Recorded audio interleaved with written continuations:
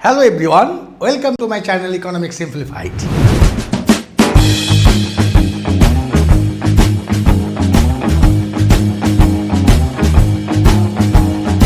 আজকে যেটা আমি আলোচনা করব, আমি আমার আগের ক্লাসগুলোতে করেছিলাম পিপিসি কাকে বলে। পিপিসি মানে প্রোডাকশন পসিবিলিটি কার্ভ, বা বলতে পারো ট্রান্সফরমেশন কার্ভ, বা বলা যায় পিপিএফ প্রোডাকশন পসিবিলিটি ফ্রন্টিয়ার। এটা করতে গেলে ইকোনমির পিপিসি বা পিপিএফ ড্র করার জন্য আমাদের কি ধরে নিতে হবে, কোন অ্যাজাম্পশনের বেসিসে আমরা পিপিসি ড্র করেছিলাম, সেগুলো আমার আগের ভিডিওগুলোতে আমি দেখিয়েছি। আজকে যেটা আলোচনা করব, দ্য ফিচার্স অফ পিপিসি, তার মানে অর্থাৎ পিপিসি কার্ভের প্রোডাকশন পসিবিলিটি কার্ভের ফিচার মানে বৈশিষ্ট্য কী। এক নম্বর বৈশিষ্ট্য হচ্ছে the PPC slopes downwards from left to right, মানে উৎপাদন সম্ভাবনা রেখা, তাই না? পিপিসি এই উৎপাদন সম্ভাবনা রেখা বাম দিক থেকে ডান দিকে নিম্নমুখী।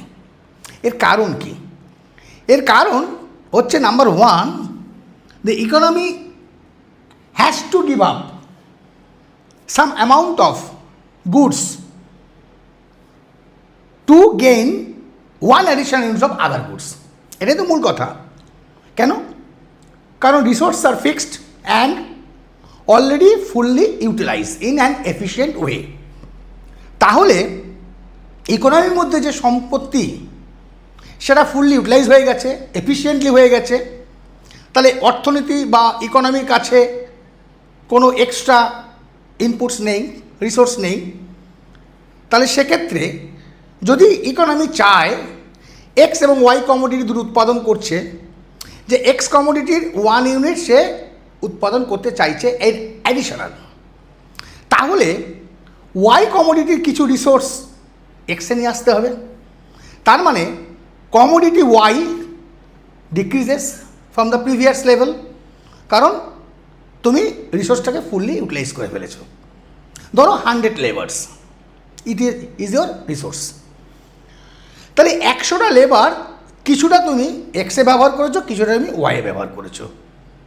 তাহলে এক্সে ব্যবহার করেছো 60টা লেবার, ওয়াইয়ে ব্যবহার করেছো 40টা লেবার, ফুল ইউটিলাইজড। তাহলে এক্ষেত্রে যদি এক্সের ব্যবহার আর একটা তুমি এক্স ইউনিট পেতে চাও, তাহলে লেবার লাগবে, তো কোত্থেকে পাবে? তাহলে ওয়াই কমোডিটি যে লেবারটা তুমি ব্যবহার করেছিলে সেখান থেকে কিছু লেবার তোমাকে সরাতে হবে, এক্স প্রোডাকশনে নিয়ে আসতে হবে। তাহলে কিছু যদি আমি লেবার এক্স প্রোডাকশানে নিয়ে আসি, তাহলে ওয়াইয়ের প্রোডাকশান কমে যাবে, বিকজ রিসোর্স আর ফিক্সড। ওই জন্য অরিজিনাল পয়েন্ট হচ্ছে to obtain one additional quantity of a good, the economy must give up, মানে ত্যাগ করা, some units of another commodity, because resources are fixed and fully utilize. For this reason the PPC curve is downward sloping from left to right. Clear? Next point হচ্ছে, next feature হচ্ছে PPC is concave to the origin. Concave মানে কি? মূল বিন্দুর দিকে অবতল, বাংলায় বলছে অবতল, ইংলিশে বলা হচ্ছে কনকেভ টু অরিজিন। এর কারণ কি? এর কারণ হচ্ছে ইনক্রিজিং অপরচুনিটি কস্ট। এই যে ইনক্রিজিং অপরচুনিটি কস্ট, তাদের ভাবতে হবে বা জানতে হবে এই অপরচুনিটি কস্টটা কী, বা MOC marginal opportunity cost increasing. ধরো আমি এই গ্রাফটা নিয়েছি, কি না, তুমি যদি পুরো রিসোর্সটাই মানে ইকোনমি যদি ফুল রিসোর্সটাই যদি এক্স উৎপাদন করতে চায়, তাহলে ম্যাক্সিমাম উৎপাদন করবে কত? ও বি, ওয়াই তখন 0।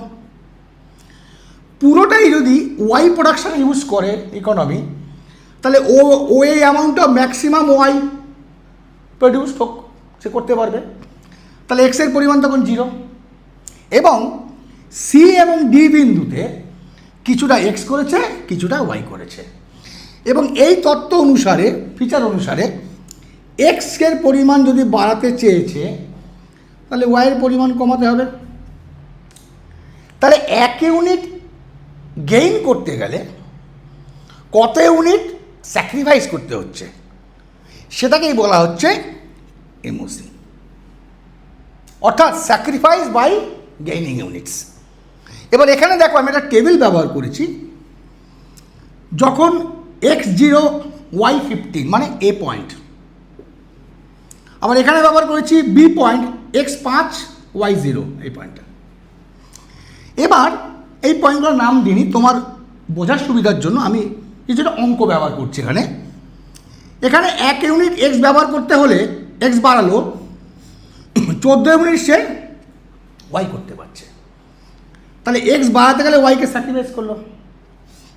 আবার 2 থেকে যখন 3 করলো x, তখন y হচ্ছে 9, 2 যখন ছিল তখন 12, যখন 3 ছিল x তখন y হচ্ছে 9, তাহলে x বাড়াতে গেলে y এর পরিমাণ ছাড়তে হচ্ছে। এবারে কতটা ছাড়বে একটা পেতে গেলে, এটাই হচ্ছে সেন্ট্রাল পয়েন্ট, এখানেই বুঝতে হবে। এটা বুঝলেই জলভাত। কীরকম দেখো, অ্যাডিশনাল 1 ইউনিট পেতে গেলে কতখানি ছেড়েছে? 1 ইউনিট, বিকজ 15 আর 14 1 ইউনিট। তাহলে এমওসি কত? 1:1। এবার দেখো 1 ইউনিট থেকে যখন 2 ইউনিট আসলো, মানে অ্যাডিশনাল 1 ইউনিট গেইন, তাহলে কতখানি হলো তার উৎপাদন? 12 ওয়াই এর। তাহলে কতখানি স্যাক্রিফাইস করছে? 14 - 12 মানে 2, 1:2। সিমিলারলি 2 থেকে যখন 3 হলো তখন 13 মানে 9 হয়েছে, তাহলে স্যাক্রিফাইস করতে হচ্ছে 12 - 9 মানে 1:3। এইভাবে স্যাক্রিফাইসের পরিমাণটা বাড়তে থাকছে। এই স্যাক্রিফাইসের পরিমাণটা বাড়া মানে, আমি তোমাকে একটা থাম্ব রুল বলে দিচ্ছি ম্যাথমেটিক্সের। আসো, this is the thumb rule. কী বলছে? এটাই ম্যাথমেটিক্স বলছে MRT মানে marginal rate of transformation between X and Y.